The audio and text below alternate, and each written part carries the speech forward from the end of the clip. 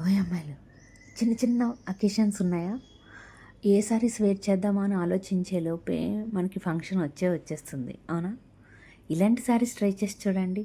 చినాన్తో print అనేది ఇచ్చేసారు, కర్దానా వర్క్తో దీన్ని హైలైట్ చేశారు. ఈ సారీస్ ఏవైతే ఉన్నాయో, మీరు స్లిమ్గా హైట్గా కనిపించాలంటే ఇలాంటి సారీస్ వేర్ చేసి చూడండి.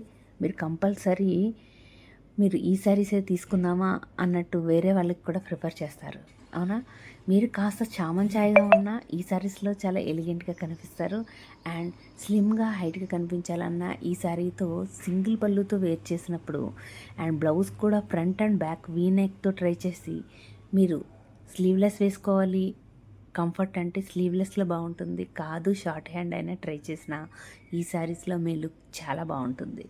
అండ్ శారీ ఎంత కంఫర్ట్గా ఉందో మనకి బడ్జెట్ కూడా అంతే కంఫర్ట్గా ఉంది.